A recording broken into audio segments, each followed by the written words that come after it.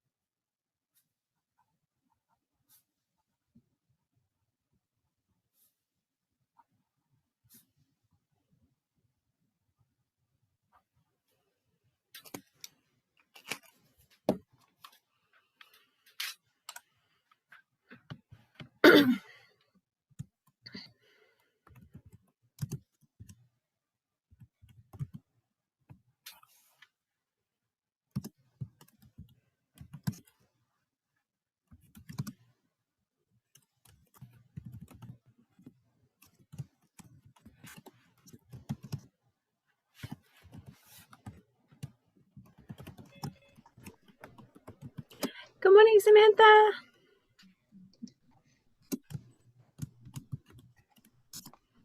And both of you, let me know if you have any questions.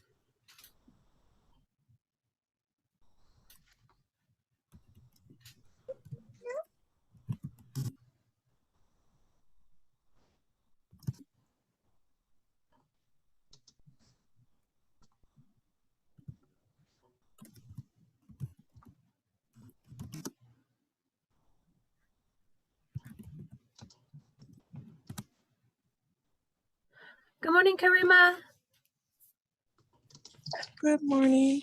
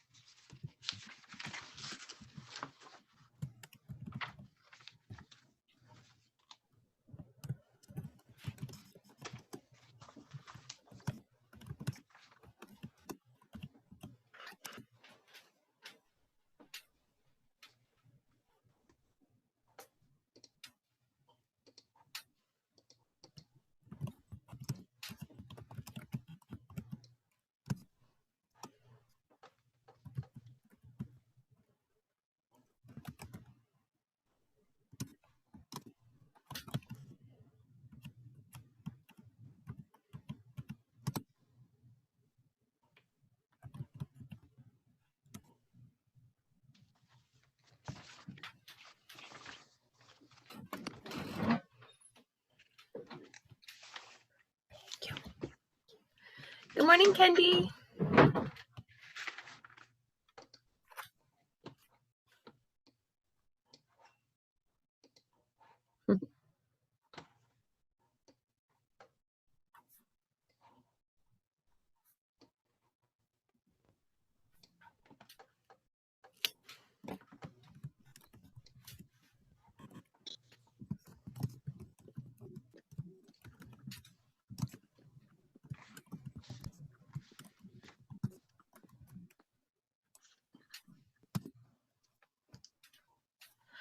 Oh, yay. All right, we're all kind of coming in.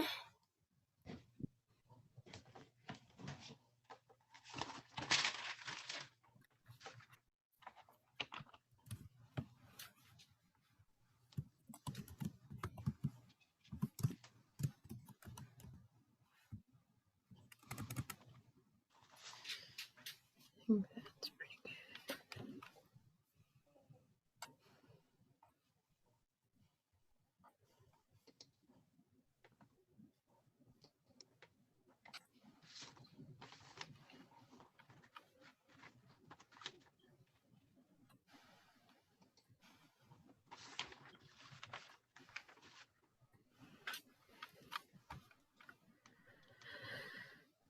All right, well, we are still pretty small.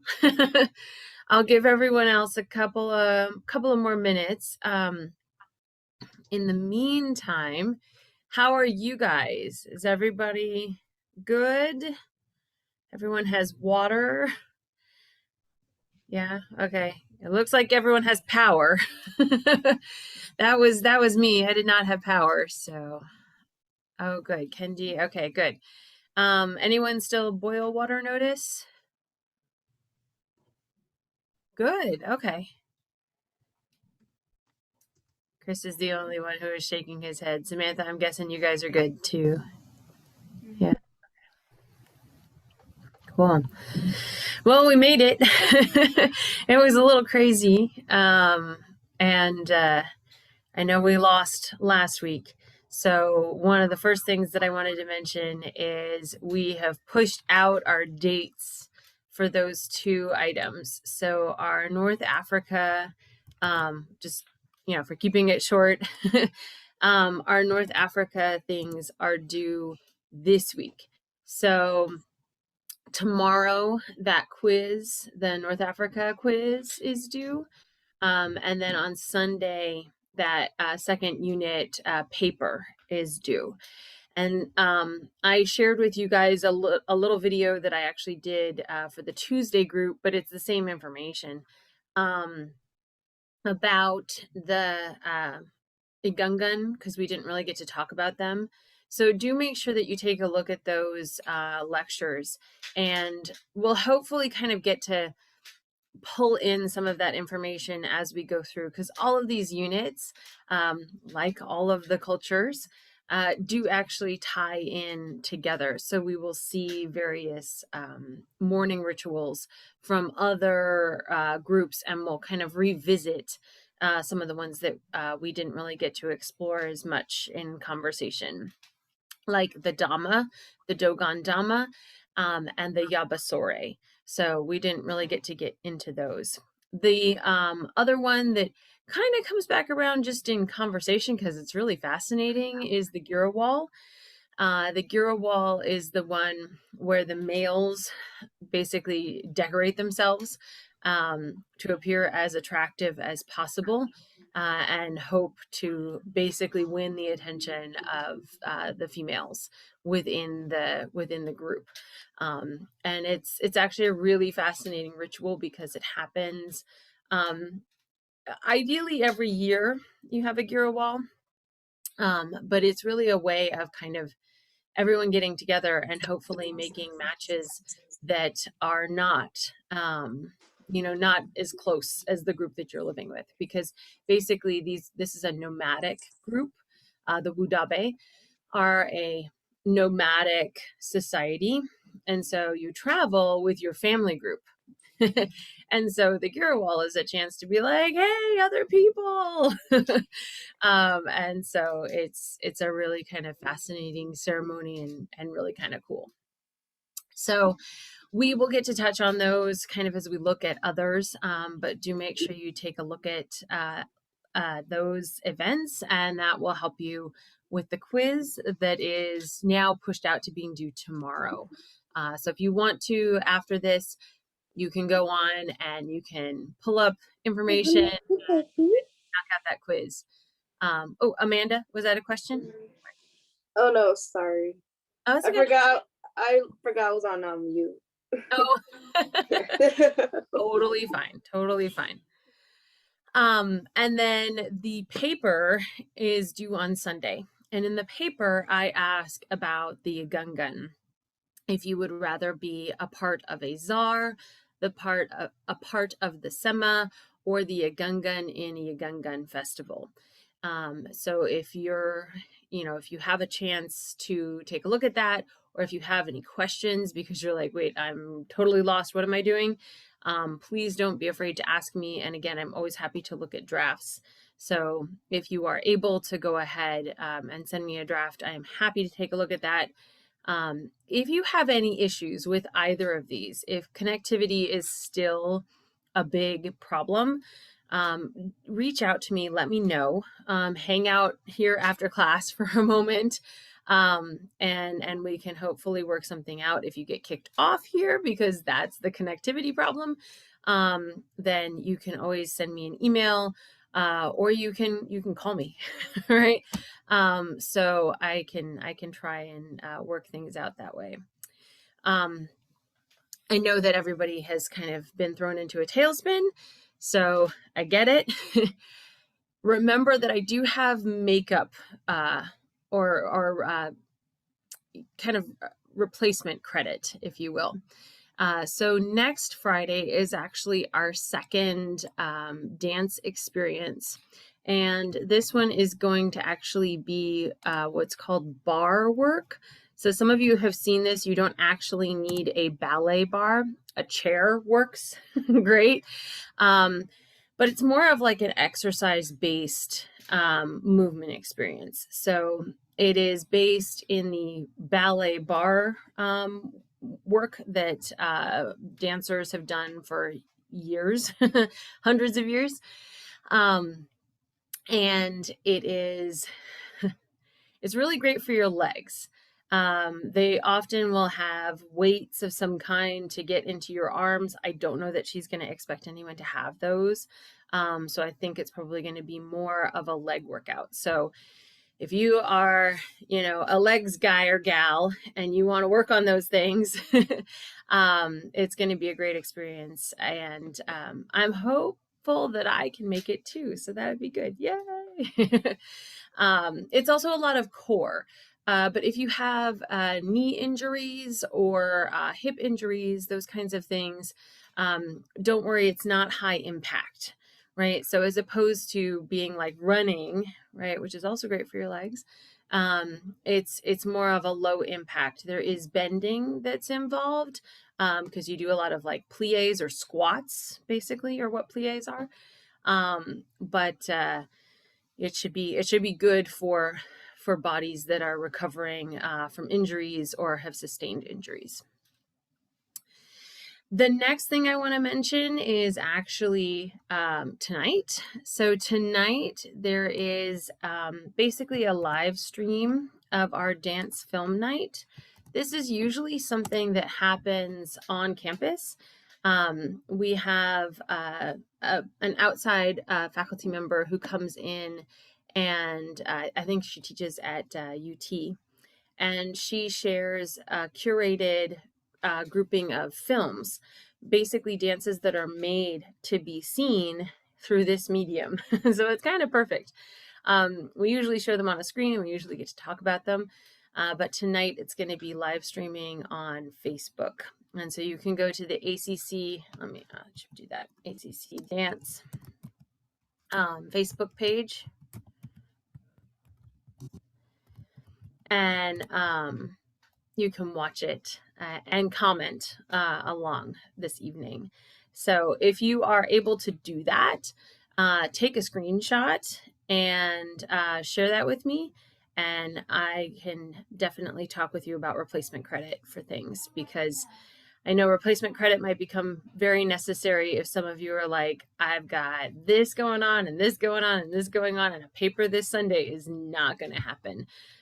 So either of these options will help to mitigate that if you need it, if you want it.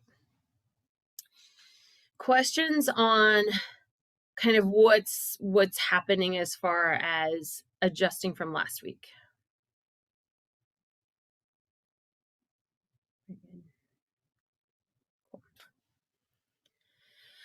Okay.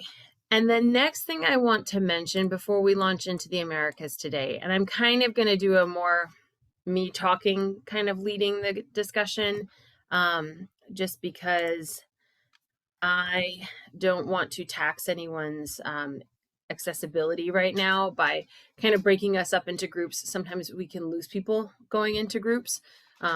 So I think we're all going to kind of stay together and have our conversation today.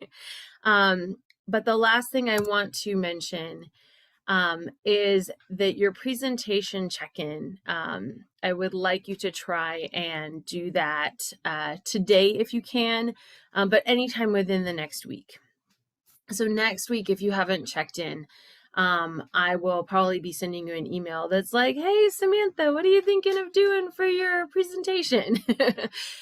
Just to kind of make sure that we're already kind of thinking about that. So it doesn't have to be a specific, like, I am going to look at the Irish jig from Irish step dance. It doesn't have to be that specific. If you're thinking, oh, I have some family from Ireland and I might kind of investigate some of the dances that are done in Ireland. that's great too. That's all I need, right? So this is basically just a chance for you to kind of share with me what you are interested in doing. And I already have a couple, so yay! Some of you are already like, I know what I want to do. And so you've already shared that with me. So go ahead and post that when you can. And again, it doesn't have to be a specific dance if you don't know what that is yet. Or if you're like, I'm a Texan, I'm doing the two-step. Here we go. Great, right? So if you know it, fabulous, go ahead and put it in. If not, you can just kind of give me a general idea. Questions on that? Does that make sense to everyone? Do we just email? Sure, yes, Kendi, you can absolutely do that. The other option is you can absolutely just email me. If that is easy, go for it. Here in our America's unit, I'm clicked here, America's unit week 6 and 7. And then inside you'll have the PowerPoint, your ballet folklorical reading, and here is your presentation check-in. So you can just click on that and it'll take you right in to being able to either upload a file, right? Upload if you want to write something more extensive, or you can type it right in here. And I've given you an example up here of I'm interested in colonial American folk dance, right? So I'm going to look at a couple of sources. Basically, I just went online and typed in colonial American folk dance. And it gave me this article, and I went down to the bottom of the article and I pulled up these two sources that looked like they would give me information about it. So Colonial Virginians at Play had some of the dances, and then the performing arts in colonial American newspapers, right? So some information about what was being performed. And that's it. So as much information as you want to, you can put in this box, or you can absolutely email me. That's a great idea too. Yeah. Which tab? It is under the Americas or the Unit Americas tab. Here, let me take you back. So if I'm out here on my announcements, right, here's my announcements page. And this is what it looks like for me. I know for you guys, it looks slightly different. If you come over here to the side, we finished this unit and we're down here in Unit Americas. And we click on that and it takes us right in, and there is your presentation check-in. Okay, thank you. Yeah, you're welcome. Absolutely. Good questions. I don't have that. It's That not doesn't coming up? exist. Nope. Interesting. All right.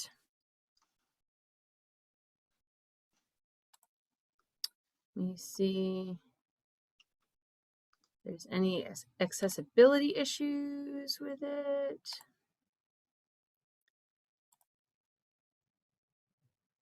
All right.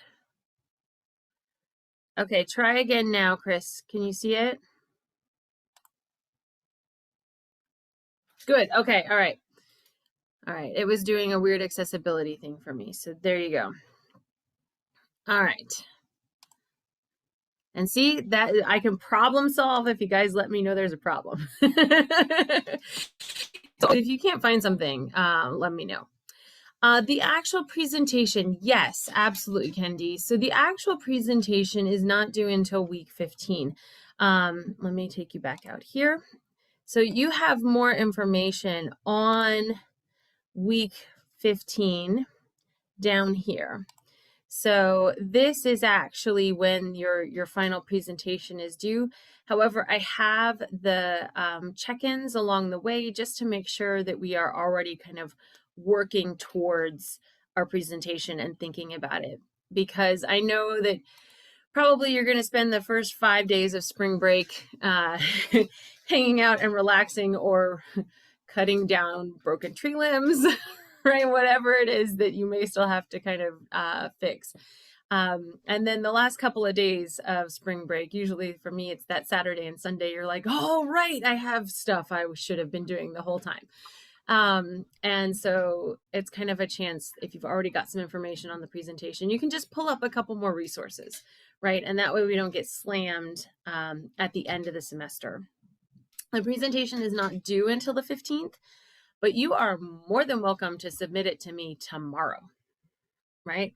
So if you are like, I'm going to bust it out over spring break and not have to worry about anything at the end of the semester, great, go for it. You are welcome to do it whenever, and I will, obviously give you feedback. And, if it's not a 100 and you're like, I want a 100, you can always fix it up and do it again. Remember, the presentation is recorded if you have that capability. If you don't have that capability and you want to go ahead and do your presentation, you can always ask me to hop on, and we can go ahead and do it. You can give me your presentation again tomorrow if you want, and be done, even if you can't record, right? So if you do have the capabilities of recording, I actually, for all of my lectures, you can model after me. I just used Zoom and recorded it and shared my screen. And then that's what you guys have as those lecture portions, since we're only one day a week. Other presentation questions? Okay. So again, this is just a check-in. If you are, already raring to go and you want to go ahead and knock it out, you absolutely can. Otherwise, it is not until week 15. And we do have that day kind of built in to be a live presentation day. So say Chris is all set and he's ready to go and he just doesn't have a way to record it. He can say, hey, I want to go first on, for that class and knock it out. Great. So that's always an option. Cool. All right. I think that is it for housekeeping. Any questions or concerns for me?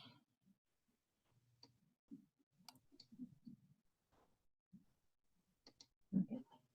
And yes, I did kind of take a slow ease in today because I wanted to make sure we were all sort of gathered back together. So we're still missing a bunch of people, but hopefully they'll be able to watch the video. All right, let's go in and start our Americas. Yay! So I am out on sharing my screen. So if you guys do have a question, go ahead and unmute yourself and ask. And I am more than happy. I'll come back and forth to kind of have our discussion today, but I'm not going to break us up into groups. So if you do have a thought or an observation, please don't hesitate to kind of jump in and share it. I don't want this to basically be like the lectures again. So I have lumped together all of the Americas, and this is North America, sort of Central America and the Caribbean, and South America. And the reason that we did this is we're kind of moving counterclockwise, if you will, across the globe. And this is really kind of giving us a sense in this unit of all of the different pieces that kind of came to the Americas, and of course the pieces that were already here, because a lot of times the native or indigenous populations are overlooked in the Americas because we're all focused on like, oh, this came over and this came over, and we will definitely look at that. But we're also going to look at how the indigenous cultures really blended with the outside cultures and created something new. So we have, of course, indigenous people in all of the locations that we're going to be looking at. one of the ones that I think gets overlooked the most is probably the Caribbean. There are a lot of indigenous populations on the various Caribbean islands, and they each had very unique cultures. And so we're going to see one of those, the Taino people, and kind of its influence in dance and culture within the island of Puerto Rico. We also have a blending of religions. So from Africa, we actually get the Yoruba religion, which again, we didn't really get to go into as much. That was the one that we would have talked about a lot last week.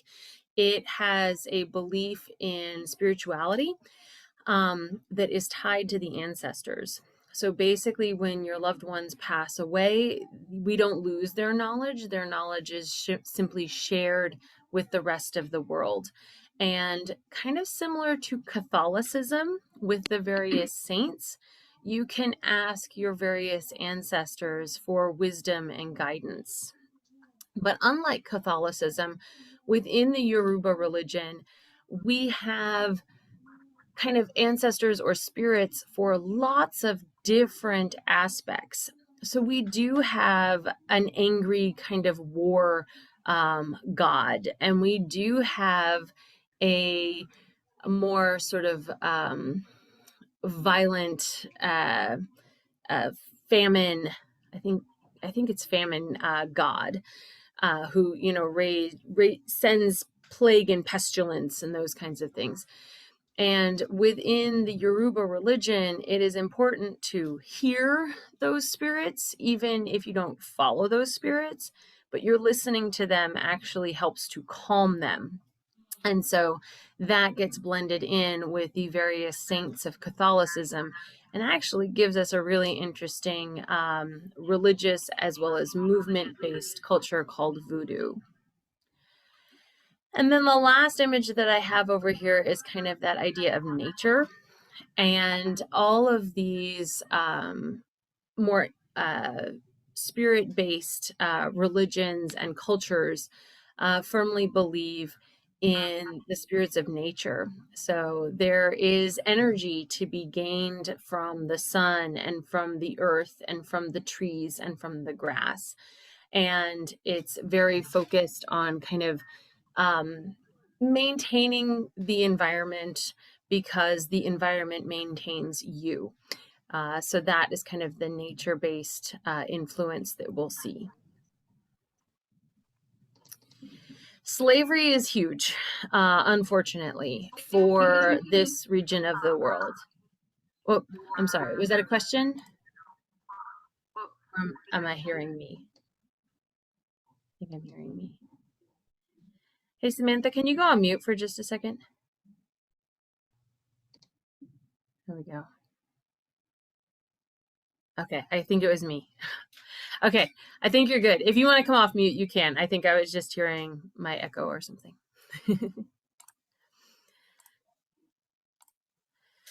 So we are going to end up in the Americas with people from various parts of Africa. Yoruba is the major religion of many of these people, not all of them, but many of them do have some version of the Yoruba religion.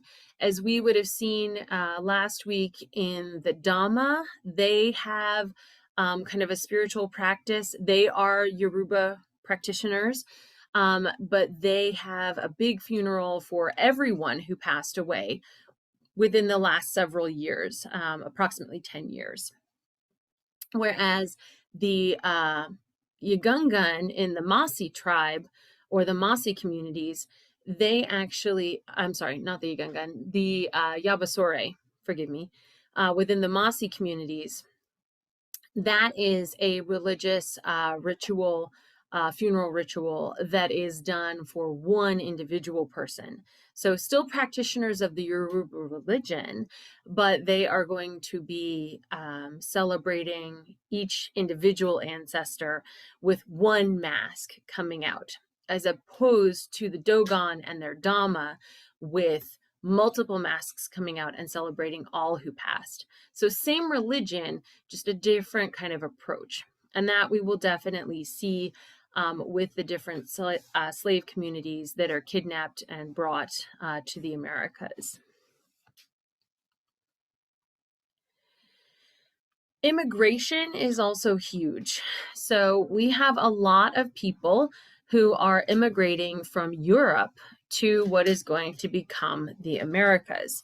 So we have people who move west throughout North America, often displacing native populations. They are immigrants to the western, what we now call states of the US. Within the French and Spanish colonists, they are going to bring their cultures to basically the Caribbean islands. There's also the forced migration of West African peoples to the Americas. Again, lots of different cultures that are being brought over against their will. We have Spanish immigrants who are coming from Spain and colonizing Central America. And we have Spanish, Portuguese, and other European male immigrants that we are going to see who actually leave families in Europe and come to Argentina to work as gauchos, or basically cowboys. And they are kind of on their own. And so they are going to go searching out some companionship, shall we say.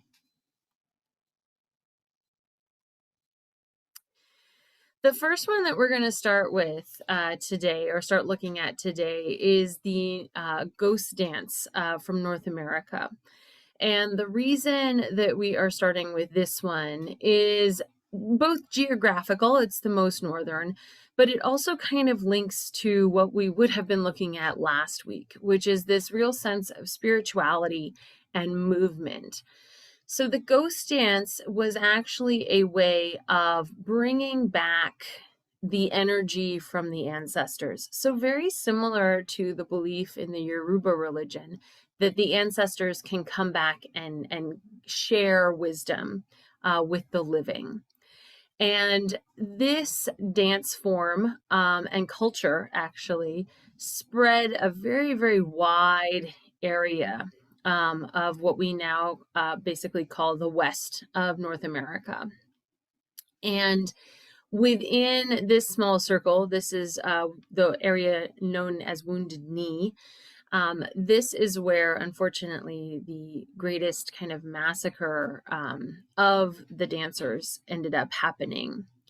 So some of the things to kind of mention with the ghost dance is that it was believed that by doing this dance, the white man would be forced out, basically, right? And the Native Americans would get to have the rivers coming back, because as settlers moved out, basically as immigrants moved out into the West, they dammed the rivers.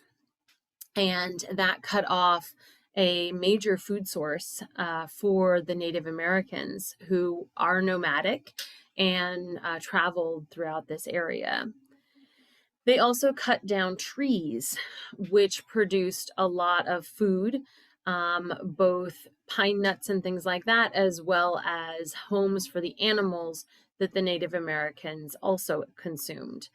And so by cutting down the trees, by damming the rivers, by basically claiming grasslands that the nomadic people had moved through, we ended up having a real culture clash. We had outsiders who were using lands for their own purposes, and we had the Native Americans who had used this land, and kind of cultivated this land for generations.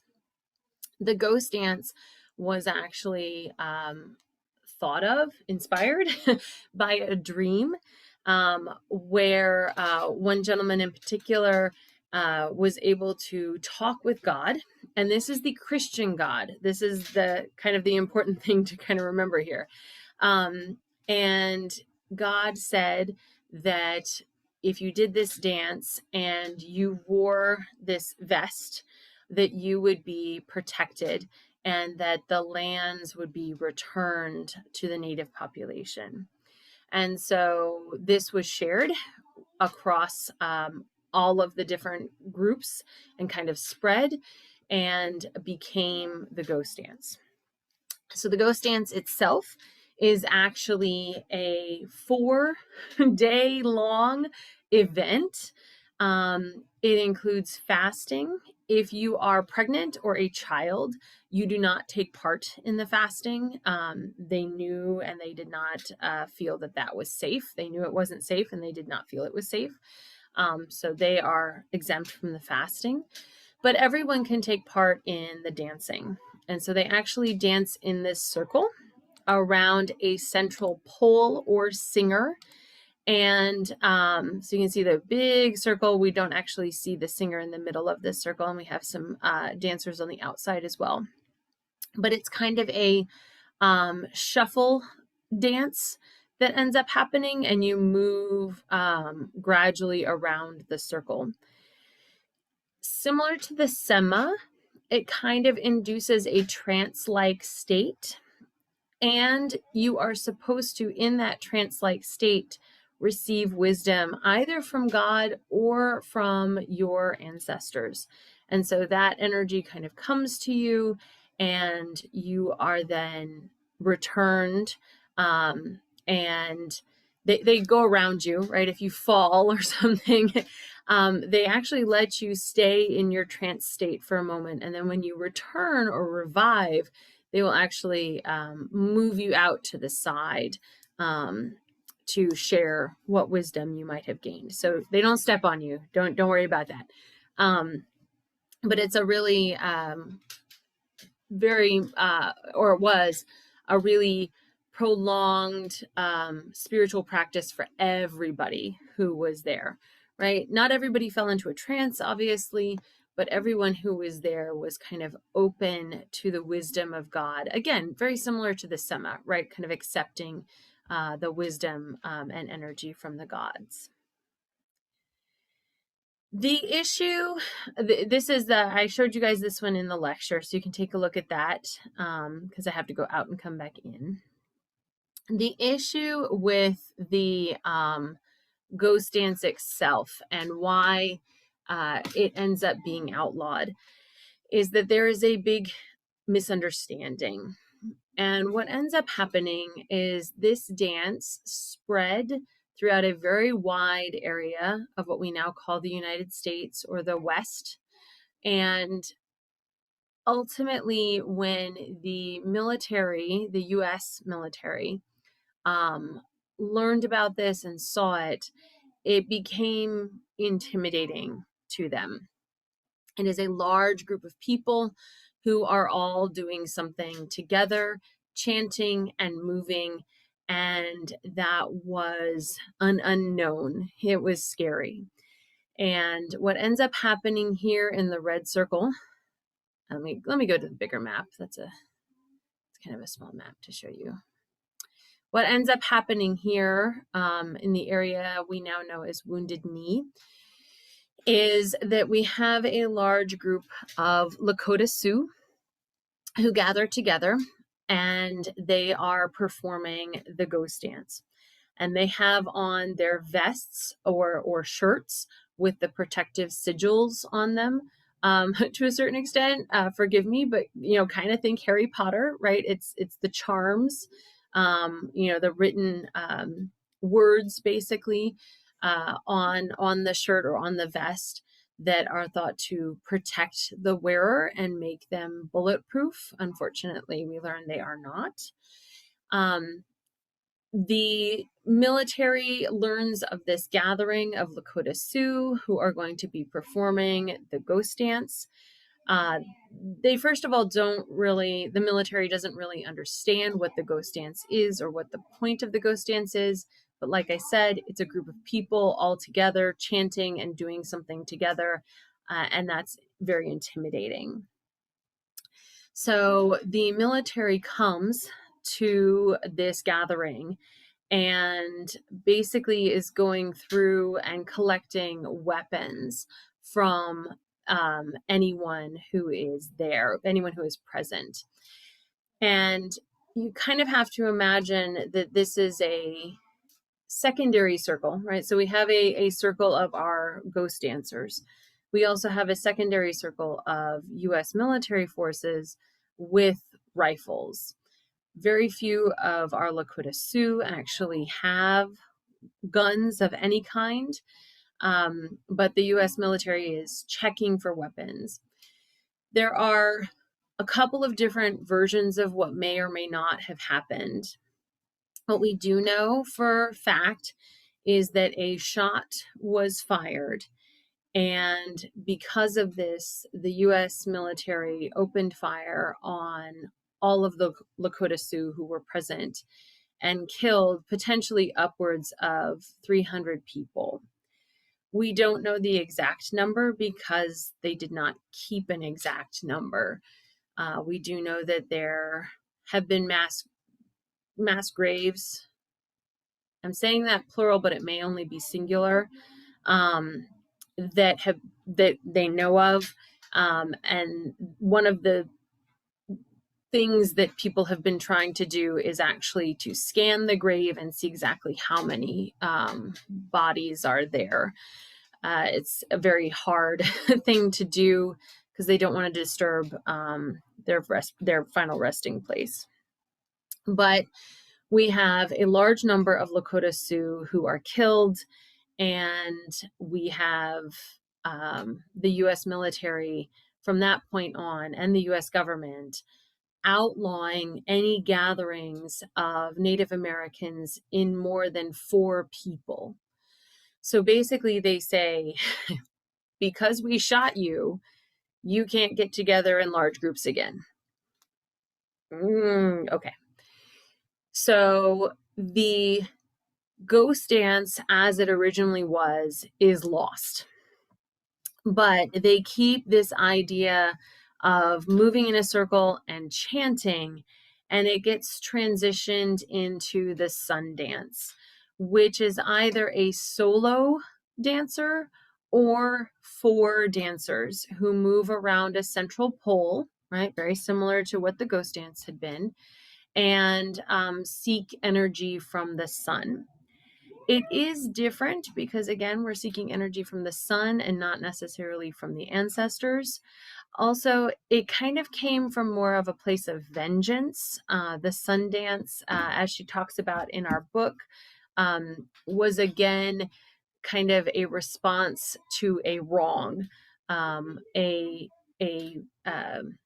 tribe member was murdered by another tribe, and so the Sundance was the Sundance took place trying to gain energy and strength from the sun to go and avenge the murdered tribe member. So not the same sort of more passive energy that the ghost dance had, but the same idea of moving in the circle, chanted songs, central post, gaining energy, that kind of feeling. So again, the ghost dance is unfortunately lost, but we have kind of the sun dance that continues today. And the other thing to mention is that it wasn't until the 1970s, right? So some of us were born in the 70s, late 70s, so very late 70s. But it wasn't until the 70s that Native Americans were allowed to gather again and actually have their powwows and their larger dance events. And today you can actually, well, not today because of COVID, but you can go and see there's a powwow that takes place in Austin. It used to be at the Burger Center, but I think they moved it because they needed more space. So yay. And it's a several-day festival with lots of dancing. And it's a really enjoyable event. If you guys ever get a chance to go and see it, I highly recommend it. It's really cool. So my question coming out to you, and you can either write it in the chat or you can kind of say, is this is our first example of governmental influence in a culture. And again, we're going to see a lot of it, right? We already saw sort of a colonial influence. I'm going to call this a governmental as opposed to colonial, right? The British coming into India and saying, hey, what you're doing is basically prostitution. And the Notch are like, what? So, I'm calling that kind of more colonial. So this is government. So my question that I'm going to kind of pose to you is, what do you think might have been a better response to the Native American ghost dance by that early U.S. military? Again, keeping in mind that the U.S. military were in new territory, right? This was not their land. They kind of moved out into this space because they had a treaty with France across the ocean and encountered this culture. So, what do you think might have been a better response or reaction or option that the U.S. military could have taken?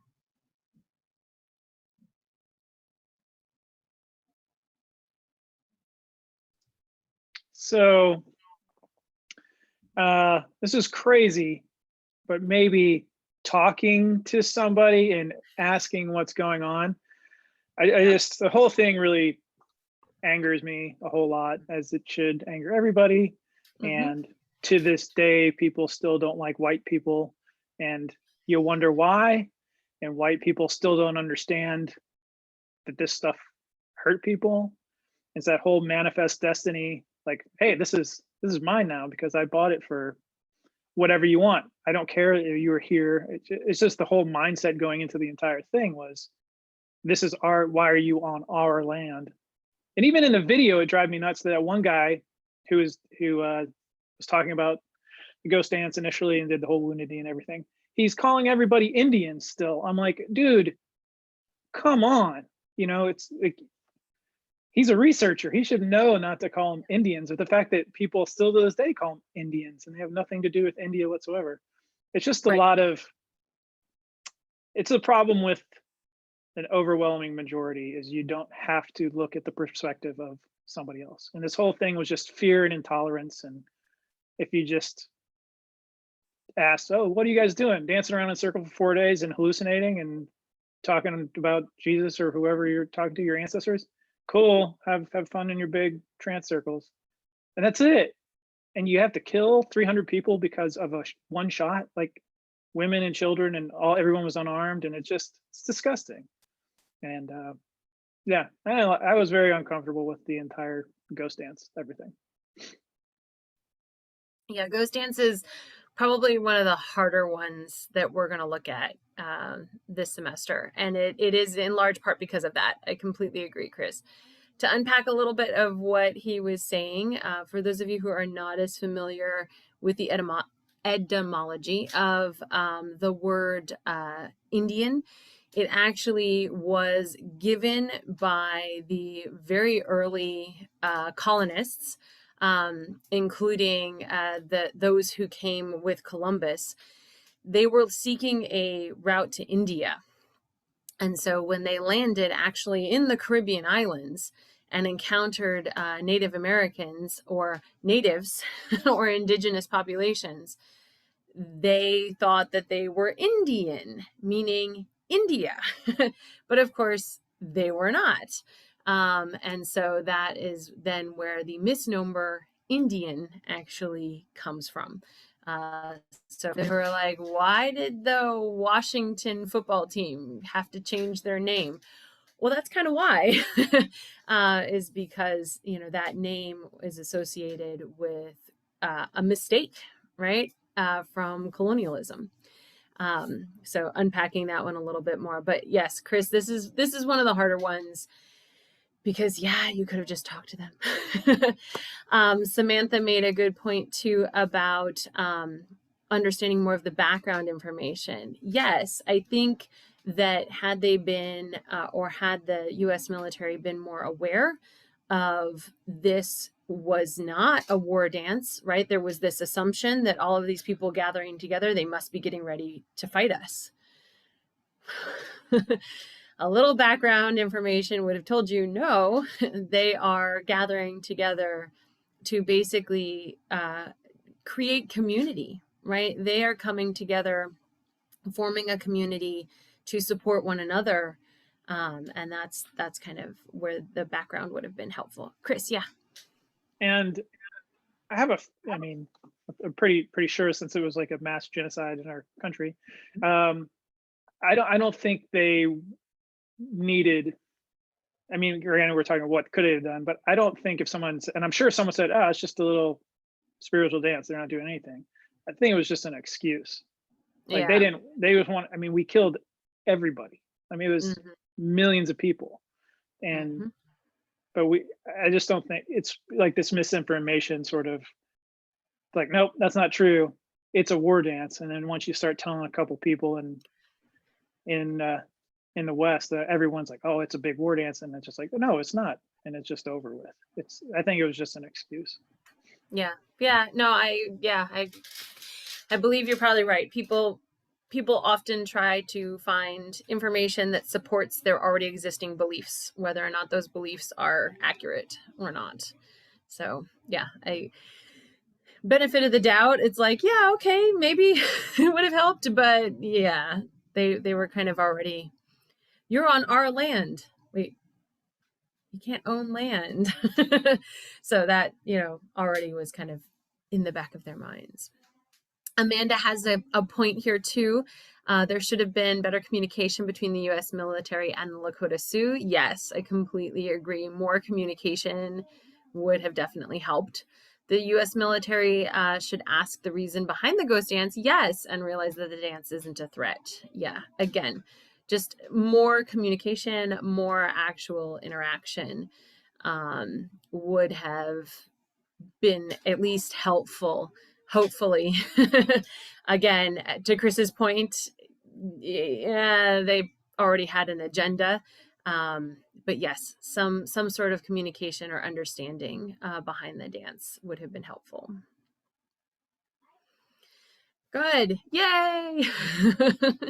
I know, like, the one thing to kind of hang on to is that, now today there is a lot more celebration and understanding of the various cultures. The fact that we say peoples, meaning that there are many groups of people, right? People already being a plural. So even just that understanding in the language that we use will hopefully help to keep situations like this from repeating themselves. And that's kind of the hope of a lot of us. The next one we're going to look at is also kind of challenging depending on kind of your understanding of spirituality, and that is voodoo. So we are going to be looking here at what is now Haiti. Originally, this whole island was all colonized. The French ended up on this side, which is now Haiti, and the Spanish ended up on this side, which is now the Dominican Republic. So they are all one island, and initially, with our indigenous population, they were not separated out. So we got to take a look at the voodoo kind of information and the voodoo community in the video.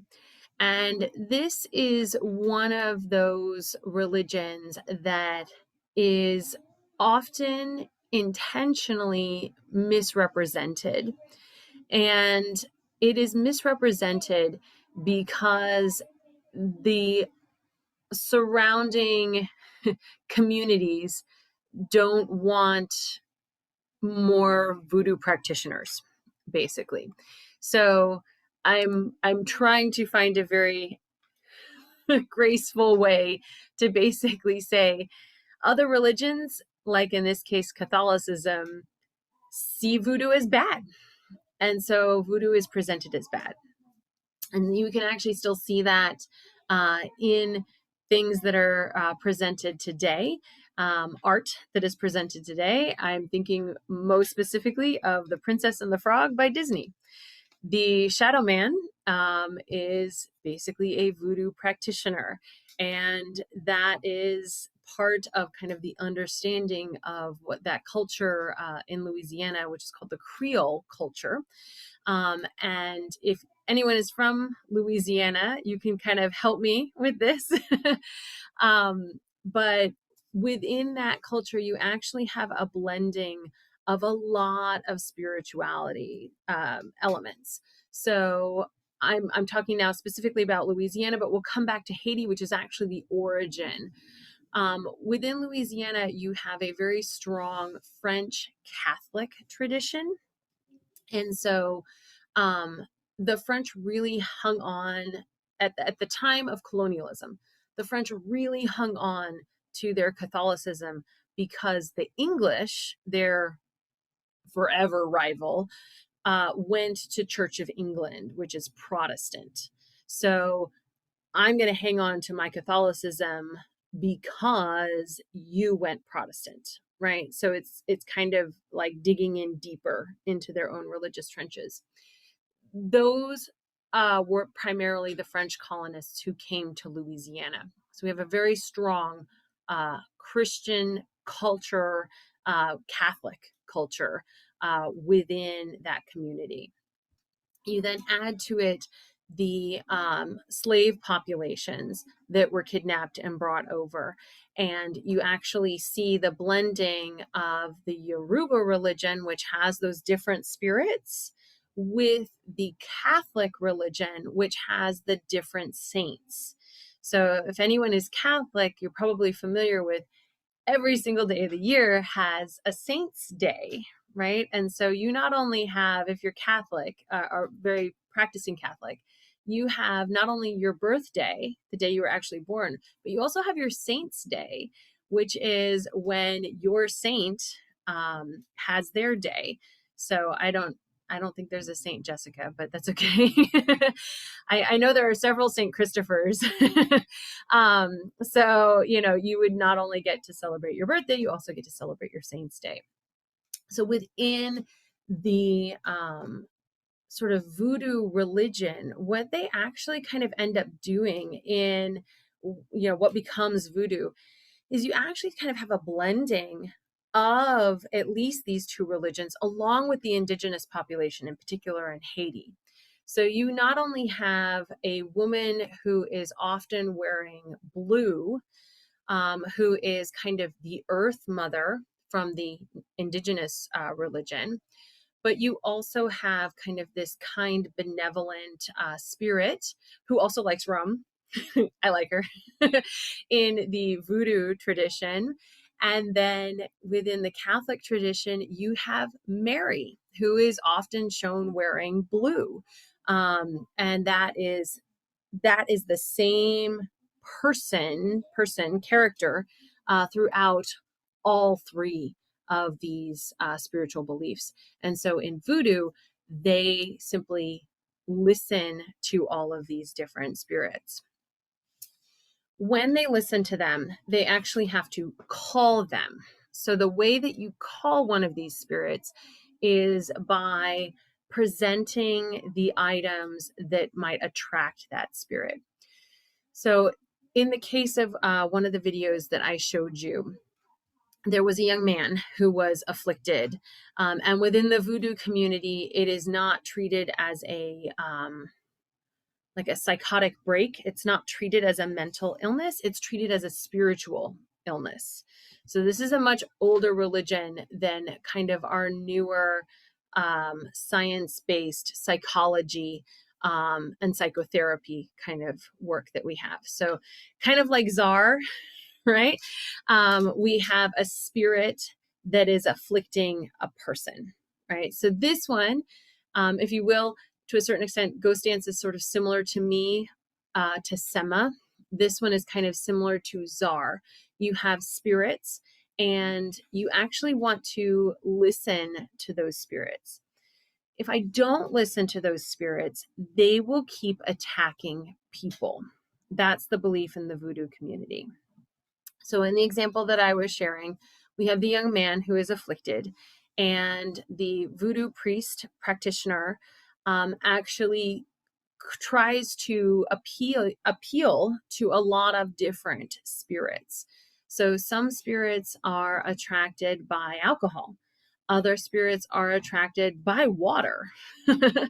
Some spirits, in the case of the one that ultimately came, are attracted by steel. So they're dull, but he had those knives, and they ultimately attracted the god of the dead.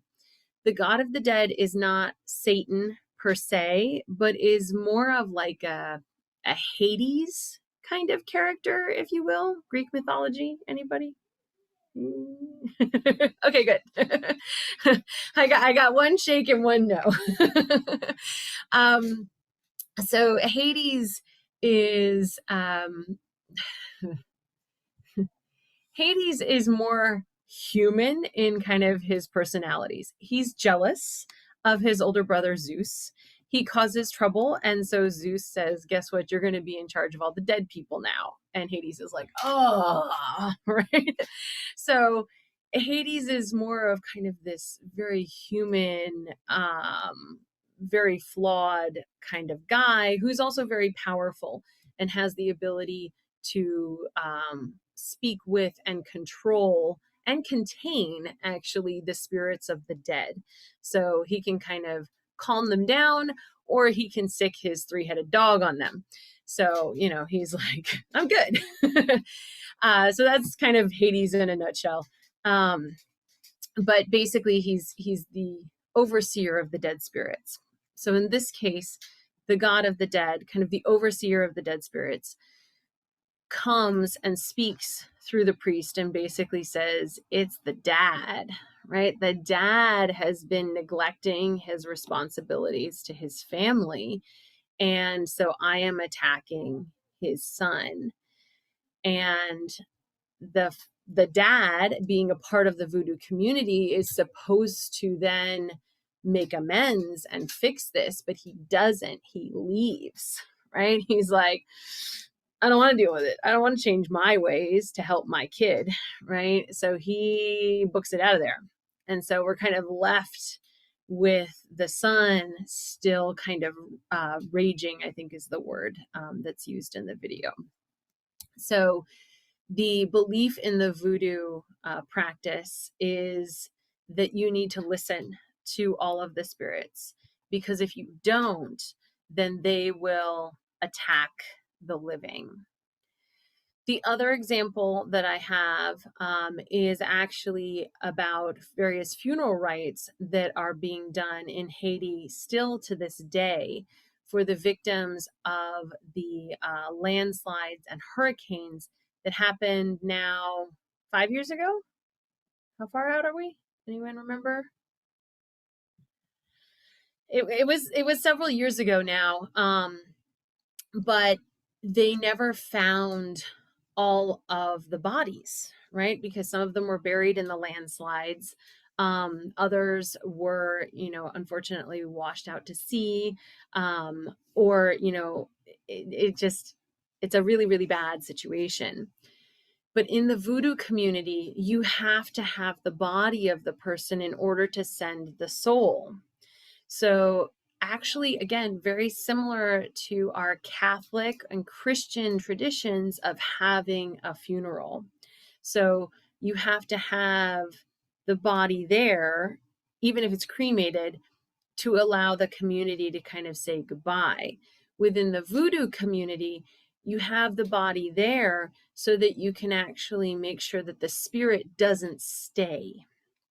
And that was the big problem with the earthquake and the hurricane, is that the fear was, or the voodoo belief was, that the spirits were staying.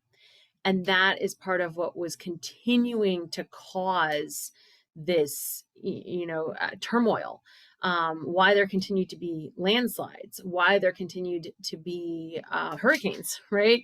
And so the voodoo practitioners actually got together and started to have basically kind of, I'm going to use the word mock funerals, but what I mean by that is sort of stand-in funerals, where they had practitioners pretend to basically be the corpse and hope to access the spirit of the person they're still on the island and help to send them to the ancestors.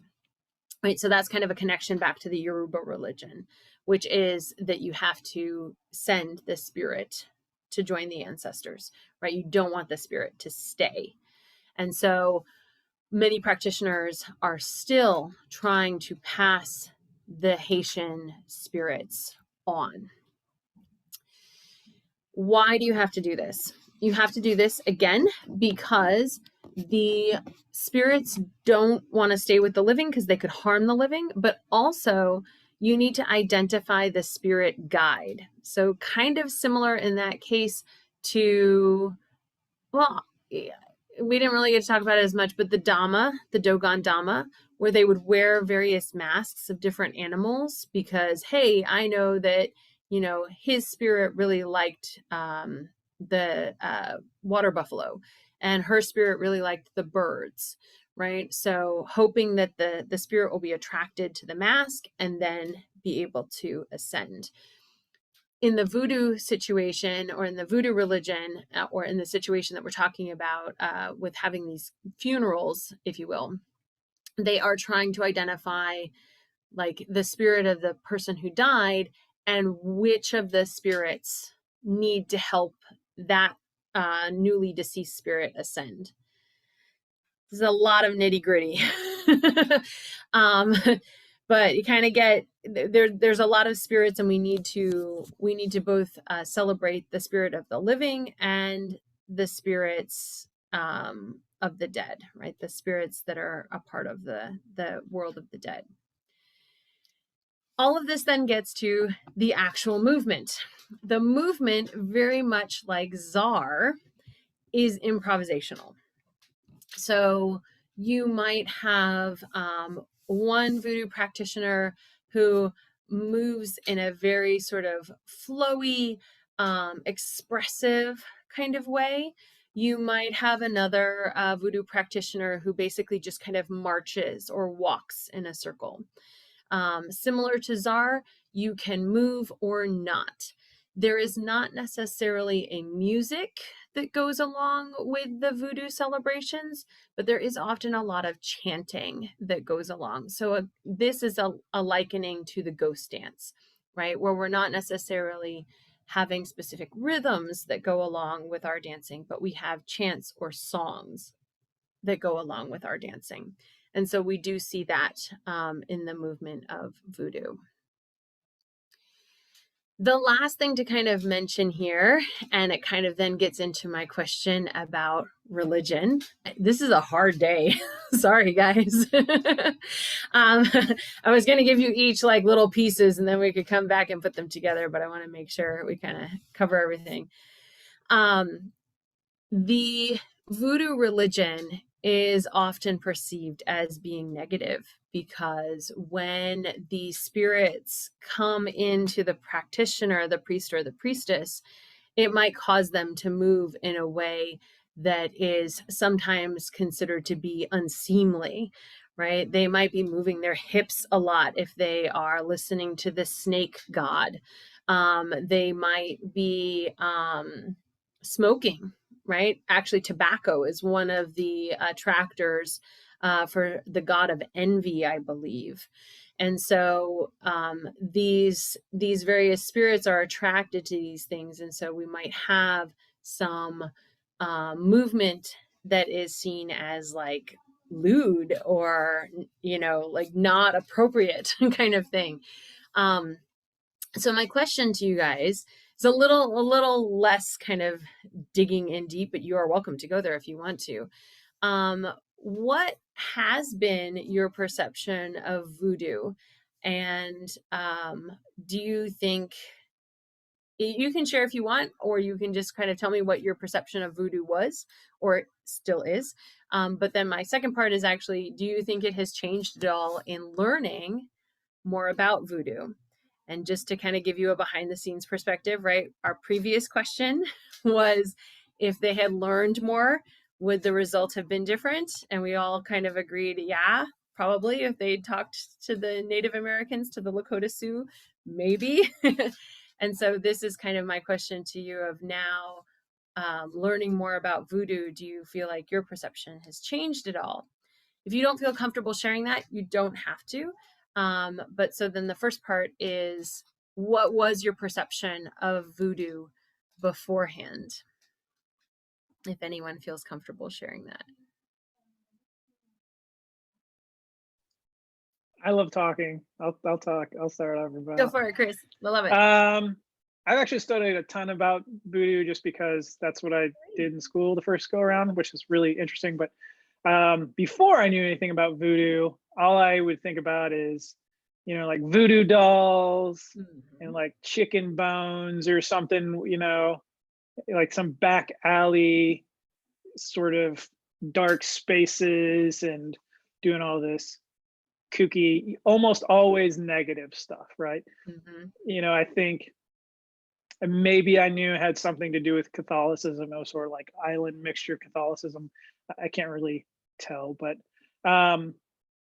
now knowing a whole lot more about it, I still think it's bananas.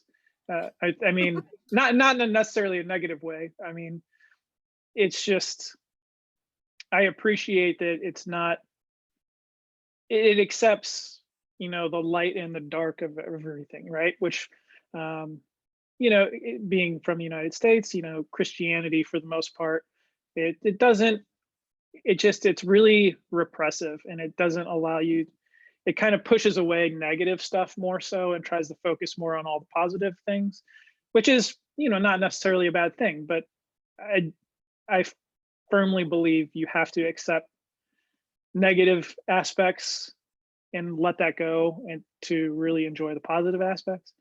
But yeah, like voodoo, they keep people as zombies. Like literally there's a thing called a zombie cucumber, and you guys should look it up because it's crazy. It's just they keep people on drugs for like years and make them their slaves. I mean, it doesn't happen a lot, but it definitely happens in some places. It's all over the place. I think it's really, really interesting, and I don't see it as a fully negative. It's not like I'm going to put a curse on you is what I initially probably thought it was, and didn't think a whole lot of it, but it was really just like voodoo dolls and curses and chicken bones and smoky back alleyways of New Orleans or something like that. So Yeah, that's often the perception or the presentation of it, because I don't think there are many voodoo practitioners who have, tried to present what they do in films. If anyone has seen a film, let me know, because I am not as familiar with them. So let's see. Daniela was saying, not really educated, so nice to be. Oh, great. Yeah. Daniela, do you want to share kind of what your original perception was?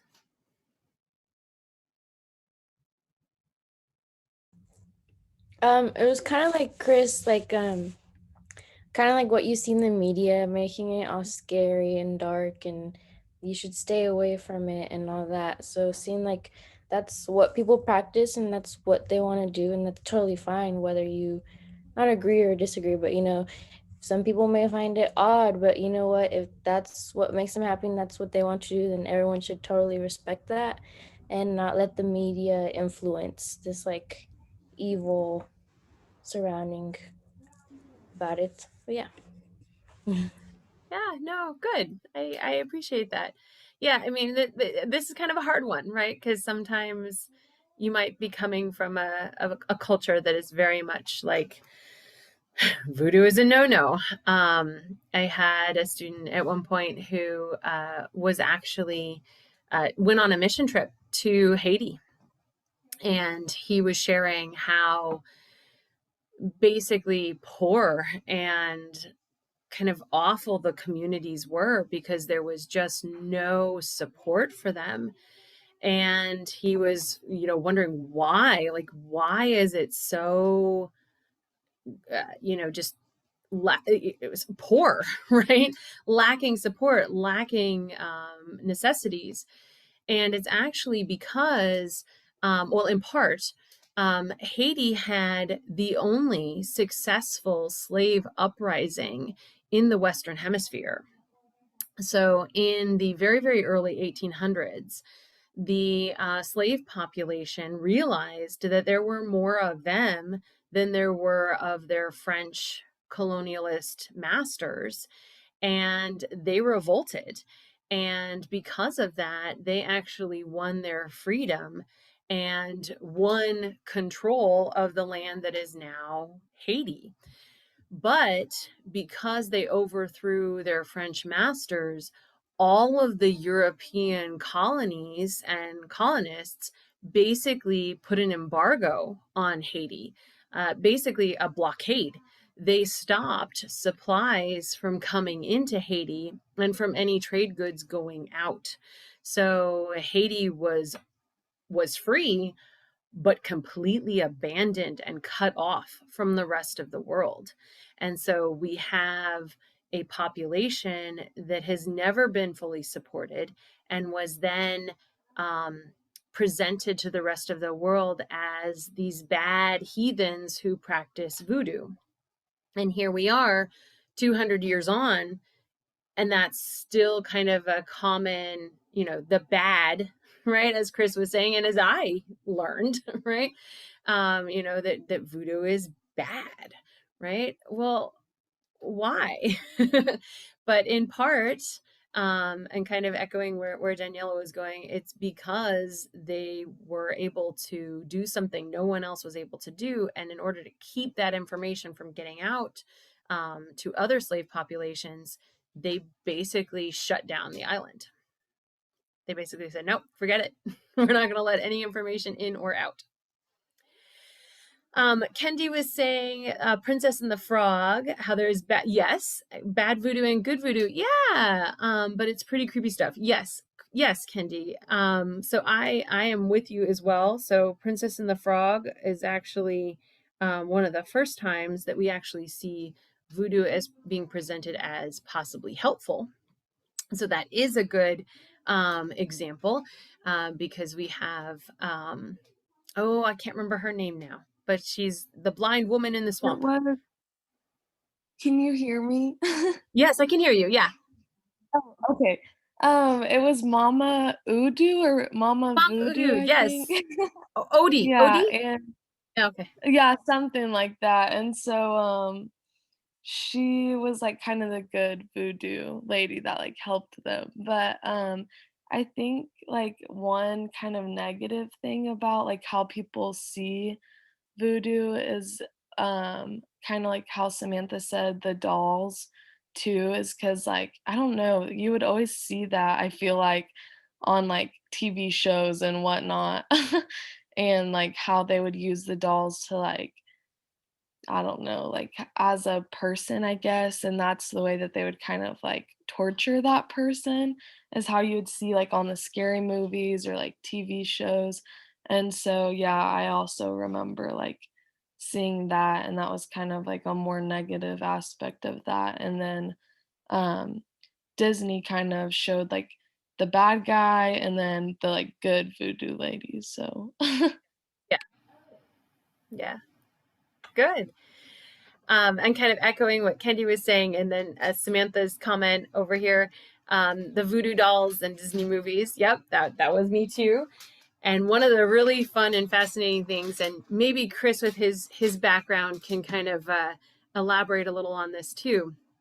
The voodoo dolls I've actually read were kind of an American. Oops, sorry, I froze for a second. Okay, let me start again. The voodoo dolls were actually an American kind of, not forced upon them practice, but kind of an American identified practice that then kind of became more of an obvious element or a more seen element of the voodoo practice, because it actually comes from the puppet of witchcraft. So if you go way, way back with the understanding of witchcraft, I don't know, Chris, in your research and your learning before, did you guys talk about Wicca and the use of puppets and that sort of thing? I don't remember. I mean, I've forgotten so much stuff. It's insane. I'm really old, so. Nah. But I found this really fascinating because the writing is, if you look at Haiti, that we don't have voodoo dolls. Voodoo dolls don't really show up in Haiti. But when you go to Creole culture in primarily Louisiana in the United States, then you do have the voodoo dolls that show up, and they are actually used by practitioners today. But the belief, and it actually is part of the witchcraft belief. I'm sorry, I'm conflating two different stories here. I'll put them back together, I promise. So within the witchcraft puppet kind of use and the voodoo doll kind of idea, anything that you do is going to come back to you threefold. So if I have my puppet, which is a word basically for a thing that was representational of a person.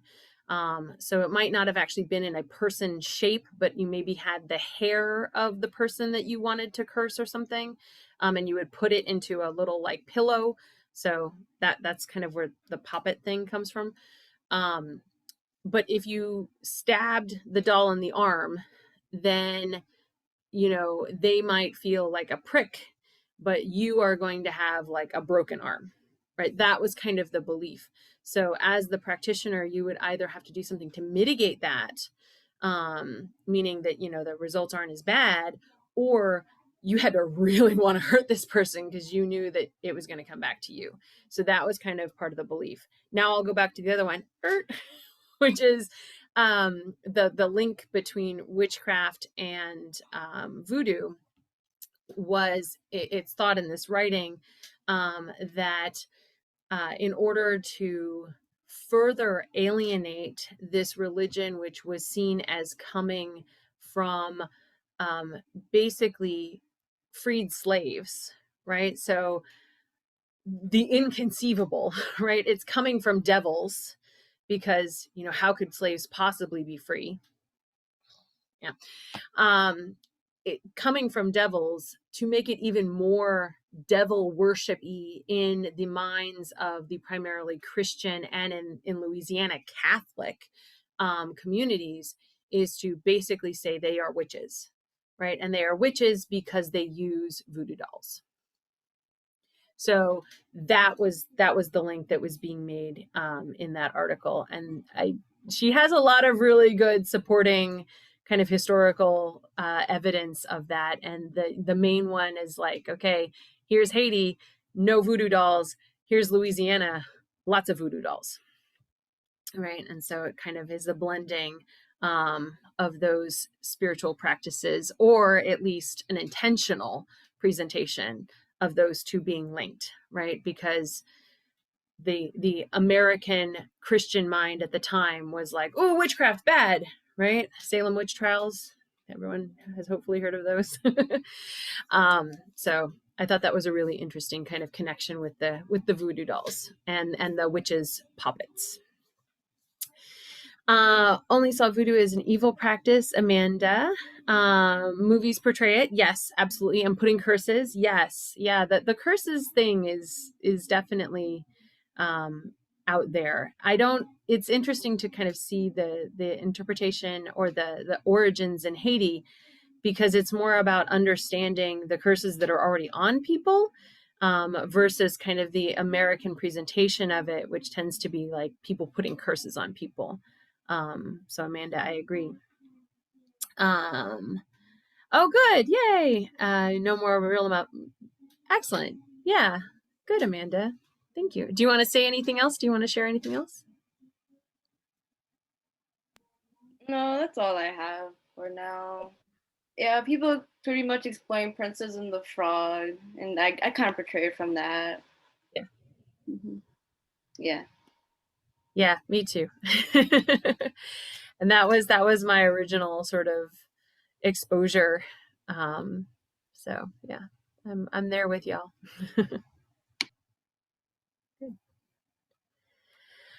All right. So the next one I want to jump into, and again, I apologize. We're kind of going quickly because I want to make sure that we're not behind. Come on, there we go. Oh, yes, and this is actually a contemporary theatrical performance, which I think I share in the video. I think it kind of cuts off in a weird place. But what I really find valuable about this one is this is a theatrical performance of some of the movement, so it's definitely choreographed. But the ending has my central figure with all of the different colors kind of around her.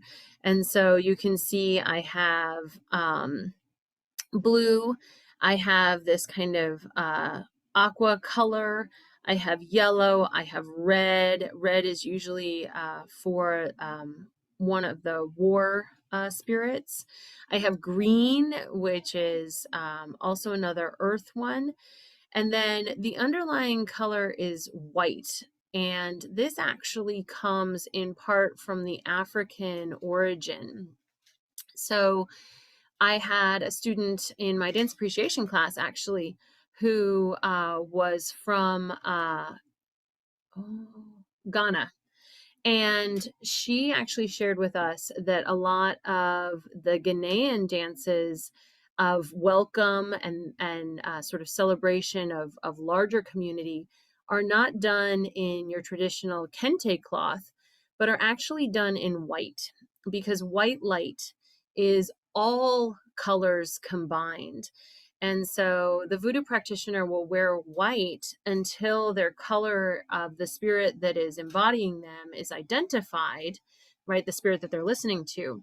And so in this case, they gave my central figure all of their different colored scarves. So my central figure is kind of, again, this is a theatrical performance, but my central figure then is able to channel or kind of access all of those spirits, which I think is a really beautiful kind of idea.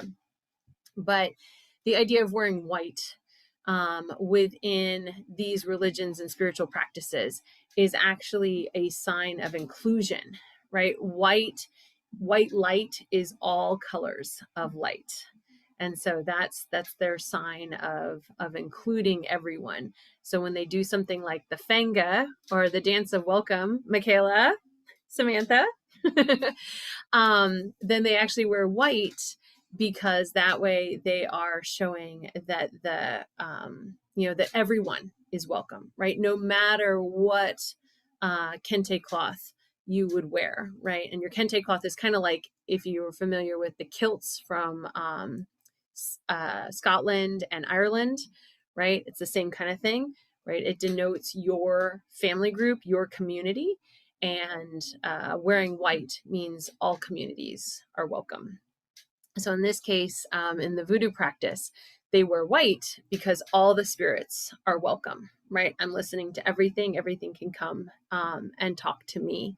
And that way, if I'm hearing them and responding to them, then maybe they will not cause trouble, right? Because even the Earth Mother, right, if you ignore her, right, she's a good spirit, but if you don't listen to her, she will cause an earthquake, right?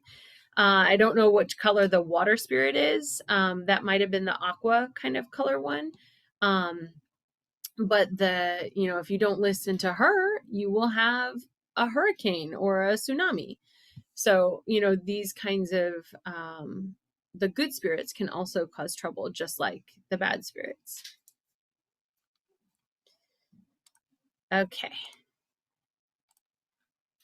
Yay. And the next one that I kind of want to end with us on today is Puerto Rico. And Puerto Rico is actually a U.S. protectorate.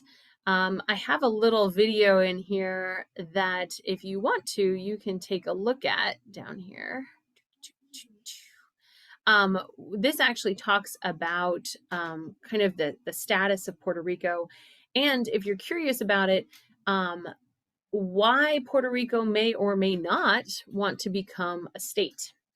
And I find this really fascinating. So if you are at all interested or curious in hearing kind of recent information about like, hey, maybe we should make Puerto Rico a state, you can take a look at this and find out a little bit more about why they might not want to be a state, or why in the past they haven't become a state.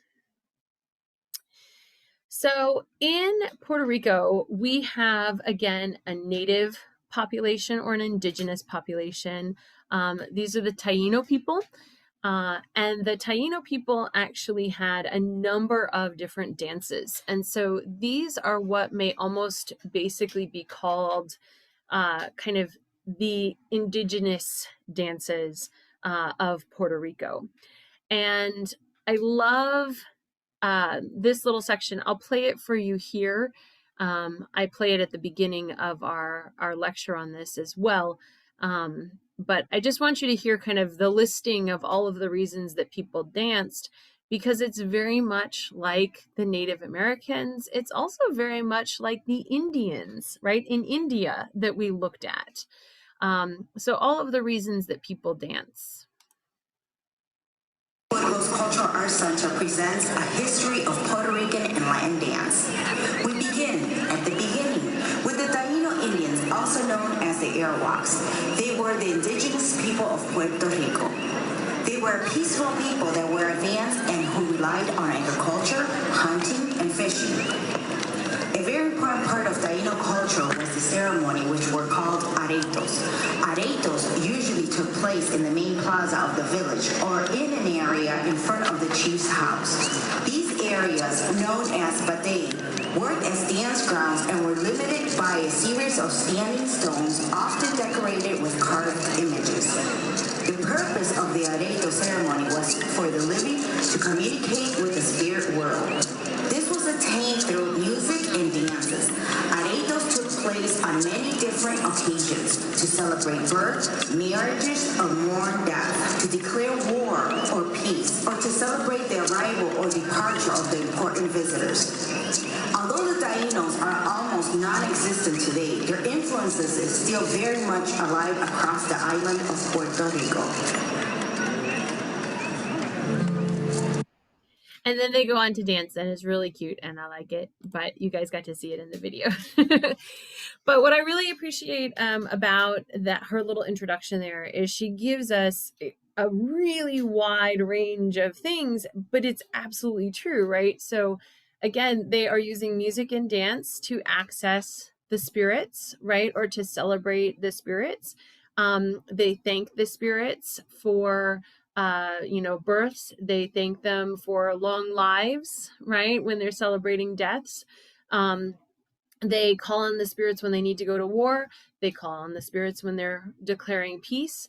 They also, very similar to what we see in a lot of the North African traditions, we have a celebration to welcome people and a celebration to, say goodbye to people, right? If they are going on a long journey or if they have been very special to the community.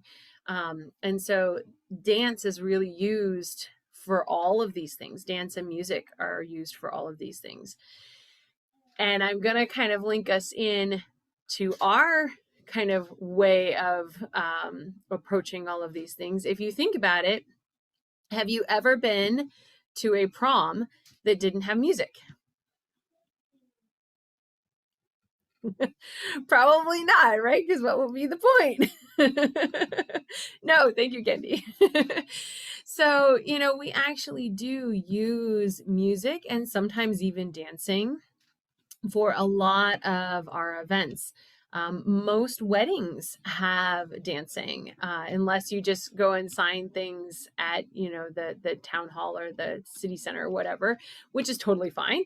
But, you know, a lot of weddings and parties will include music and, to a certain extent, some amount of dancing.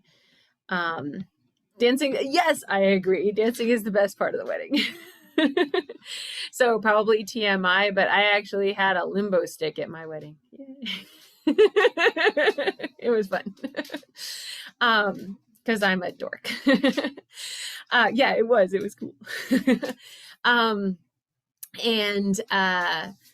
you know, it's something that we kind of automatically do. And so here, the Taino people, or in this case, the group and community in particular was the Arawaks.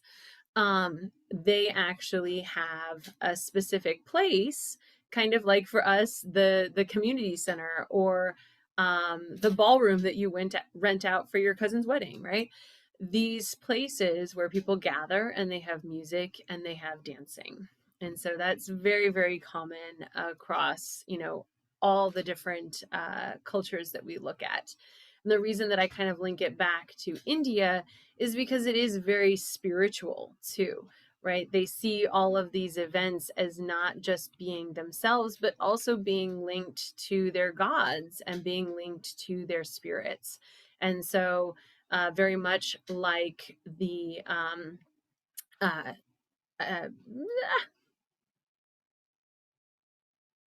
Bharatanatyam. Whoa, that was bad. It was like, it's a B. Very much like the Bharatanatyam, they kind of build lives that sort of focus on sort of celebrating and dancing and communicating with the spirits. And so I wanted to kind of make that connection for us. Okay, we have 3 different styles that we really look at here, and we're only looking at these 3 styles because these are the more kind of indigenous styles, or the styles that really grew up from a blending of cultures that really only happened here on Puerto Rico. And so the first one is the Danza, and it is a little bit more of a formal dance. And I know that it might seem a little crazy, but this is actually the costume for the Danza. I have another example of the Danza that a student shared with me, but it always includes, let me see if I can pull it up. It always includes the fan and a very formal outfit. This is actually...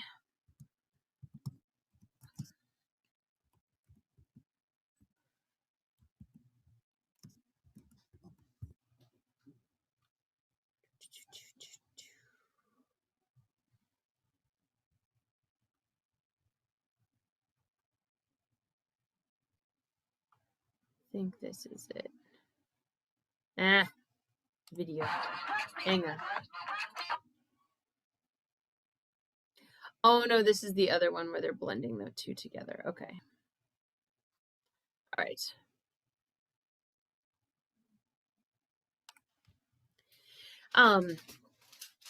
I will kind of search around and see if I can find the other one that she gave me. But basically, women wear really formal dresses. Men will wear tuxedos, or at least suits. And then the fan is actually a big part of it, even though in my example here, you don't see them actually using the fan. But the fan is a big part, and they always hold the fan. This actually comes from the lack of air conditioning. So you actually used to always have a fan with you. The danza is a blending of the Spanish colonialists and the native population and slave population watching the Spanish colonists, right? So they watched them and went, oh, okay, we can do that too. So the danza, if you actually look at it, has the bodies fairly close together. In fact, they'll frequently be touching, which was not okay if you were, you know, Spanish. And then the fan, of course, you know, harkens back to, you know, not having air conditioning and that very sort of um, elegant use of the fan, right? There's a whole culture of communication through the fan. If you have it closed and you're going like this, that means I'm mad at you, right? If I have it like this and I'm kind of like tilting my chin down and kind of making eyes, that means, hey, I'm interested in you. And then you could actually, like how many ribs of the fan you would show would be like, hey, I'll see you at like 3 o'clock, right? And this could be to a significant other. This could also be to like your friend, like, hey, let's get out of here. I'll see you at 3, okay? So, you know, the fan was definitely a part of your attire. You would always have a fan with you if, again, you were wealthy enough to own one in the first place. So the danza is actually seen as kind of like a boisterous dance compared to the very formal dancing that was observed of the Spanish, you know, that the Spanish were doing. Yes, it is kind of like a ball or cotillion because of the costumes. Yes, exactly. Kendi, that's exactly right. And it's really kind of funny. We have an outside guest who comes in and actually does share Puerto Rican dance with us. I don't have her in this one right now because I have Ballet Folklorico, but if we were in class, we would have her too, and it'd be awesome. But she always laughs whenever they have to do the danza or whenever they are presenting the danza, because all of the guys are like, oh, that's not a costume, that's a suit.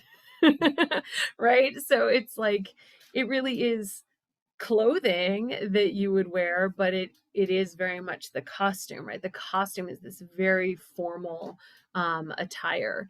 And the one I have here is just this couples dance where they're dancing just together. The other version, they do actually kind of go into a circle and they move as a couple in a circle. So it's a bigger space. This is a more kind of formal space. And this, ladies and gentlemen, is risque. Woo! Do you see those hips moving? Look at those hips moving. That's crazy talk going on there. Right? Again, you have to remember that the Spanish would have been very upright and elegant in what they were doing. So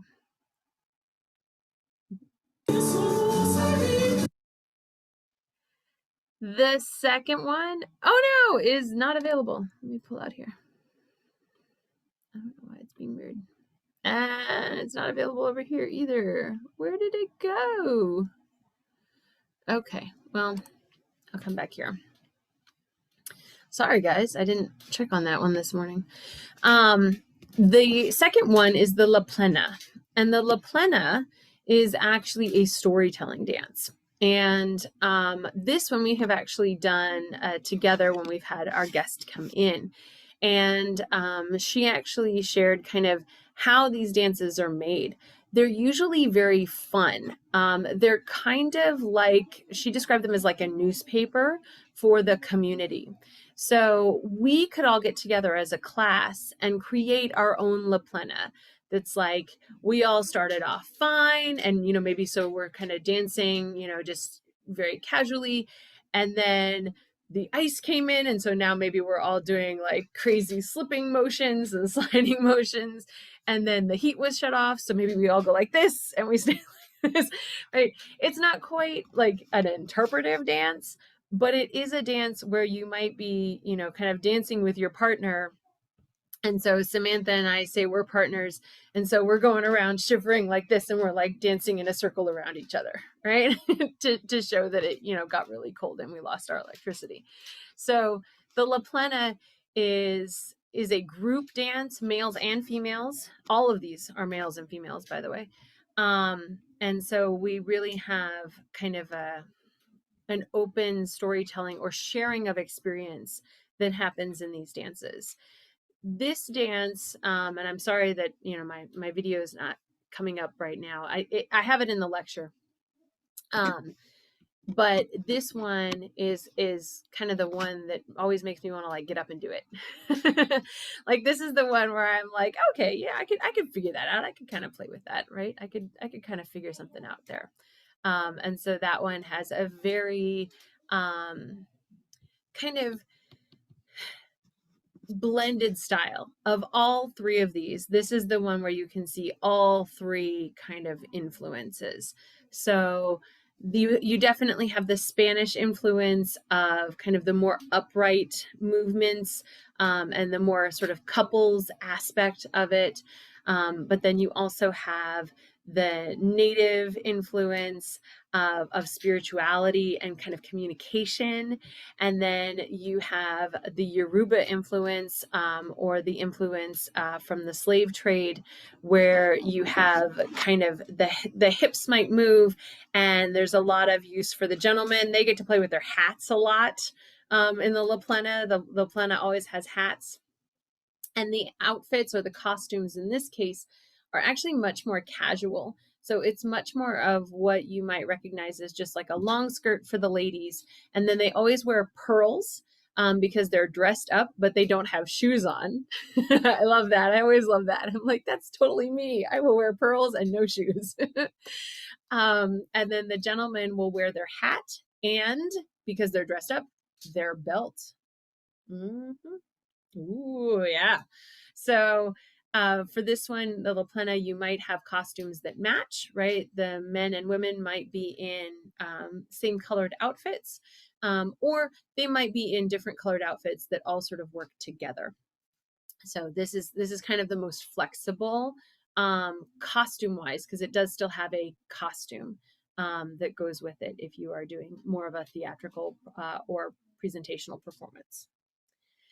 And then the third one is maybe the one that would be the most fun, but is also the most scary to me, which is the Bomba. And I love the Bomba. I think it's amazing. It is absolutely a blend of the African Yoruba traditions, with kind of a little bit of Spanish and a little bit of indigenous culture kind of thrown in. We have the talking drums kind of idea. So we didn't really get to mention the talking drums last week, but in Niger, we actually have drums that can kind of make sounds that sound almost like speaking words. Kind of for those of you who are into classic rock or familiar with that idea of making a guitar talk, that the drums do the same thing. In the bomba, what's really fun is you have a bunch of drummers, and then you have one lead drummer. So these side drummers are actually going to just keep the beat, and you can see kind of their hands. They're just doing the same thing. But my drummer here with the orange shirt is actually following my dancer. So this actually becomes more of like a duet between the dancer and the drummer. So the drummer will kind of follow what the dancer is doing and give rhythms to her. And they kind of play back and forth. And so you can kind of see she's almost kind of like dancing for him, right? Because she's kind of playing or dancing and expressing with him. It was really a sense of release. This was thought to be kind of the dance that would have been done by the enslaved people when they had some downtime, and it becomes kind of blended with Spanish music because that's what was available in Puerto Rico, and Spanish instruments. And that idea then kind of blends into the bomba today. So the bomba is no set costume, no set song or rhythm, because you're always playing. And it's really for anybody. It's more of a solo dance, right? You kind of just go out there and do your thing, almost more improv. So my final question for us today, and I'm sorry this has been sort of fast and furious and I have done way too much talking, and I apologize. Next week we're going to kind of get back to our usual setup. But of these three dances, of the, oh, sorry, I froze for a second. Of the Danza, right, the couples dance that's very formal and very upright. The La Plena, the storytelling dance that's kind of fun and interactive. I'll try and find a video while you guys are giving me your feedback.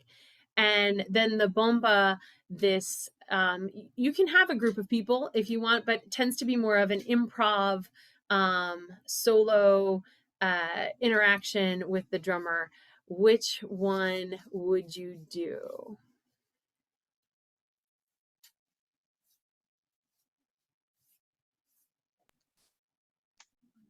I would, yeah, with Michaela. I'm a Bomba guy. That just cracks me up. It looks like if you got a bunch of 8-year-olds around and started playing some drums and they just go all crazy legs. It's so hilarious to me. I love it. It would be super fun. It doesn't look like you do anything wrong. You just like have a good time with the drums. Maybe it might be a little intimidated because you're kind of up there on your own for a second, but so I think it's awesome. The other two are just a little stiff to me. The Danza in particular, it's like, I don't want to do that. It's like watching my grandparents dance or something like that. I know, and that was like literally grandparents dancing. Like I always laugh at that one too. I always like, and that's why I had a student who's like, well, I had to do this dance. I think she literally had to do this dance for like a cotillion, like Kendi said. I think she literally had to learn this. And she was like, we did at least get to go around in a circle. And I was like, I will totally share that. Yeah, absolutely. So yeah, I love it. I tend to agree. Let's see. Okay, Michaela's going Bomba. Samantha's going Bomba. I love it. Amanda too. Let's see. Kendi, which one? A Bomba also. Okay, cool. And then let's see. Maria, did you give us? And Daniela. There, Maria's going Bomba. I love it. All right, Daniela, which one would you do? You're the only. I apologize if I don't see you over here. Bomba. Yay, we're a Bomba class. It is, I mean, it's kind of intimidating to a certain extent, kind of like Chris was saying, that like you have to go out there and like, okay, I'm just going to do it. But I mean, it's family that's around you. It's friends that are around you. It totally reminds me of just like people, and forgive me for showing my age now, but like getting together for like a hip hop jam, right? Where you could just, when I originally first started taking some hip hop classes, right? It wasn't like a class like my ballet class had been, right? Where somebody's up front and they're like, and now you will do this, right? It was, we all got in a circle and we're a whole bunch of like, you know, teenagers in leotards and tights, right? And we're like, what? and he was like, just move. And he started doing like a rhythm, and we were like, wait, we just move. He was like, yeah, just move. And that's what the Bomba reminds me of, right? It reminds me of like, okay, we're just gonna do this and we're just gonna have fun. And you know, kind of whatever you feel like doing. And I love that idea of kind of duetting almost with the drummer, right? Of kind of just like, okay, I'm gonna do this. Okay, I'm gonna do this, right? I would have way too much fun doing that. I would never leave. It would be bad. Yes, Michaela, I feel like the others are formal. Oh, go ahead, Candy. Sorry for interrupting. No. I wanted to say it reminds me kind of like if you ever went to like school dances or like homecoming or prom or whatever, then like we would have dance circles. And so, like someone would jump in the middle. Yeah. Start like dancing and stuff. And so that's kind of what it reminded me of. Yeah. I love that. And it is that, right? It's where you're secure, you're with your friends, and yeah, you can just go have fun. And I love Samantha saying that you just feel the beat and go with it. I love that, Samantha. That's cool. All right. On that wonderful note, hopefully you guys are inspired to go do a Bomba or something. You are good to go for today. I will hang out if there are any questions or issues. And don't forget, we had a holdover. So if you haven't yet done your Unit 2 paper or quiz, go ahead and knock those out. And then check in with me, and you can either email me or you can use the presentation check-in and let me know what you think you might want to do your presentation on. All right, you guys, have an awesome weekend. I think it's supposed to be a pretty normal weekend, so stay safe, and I will see you next Thursday. Yay. Bye, everybody. Thank you. Bye. Have a good Oh, day. you're welcome. Oh, thank you.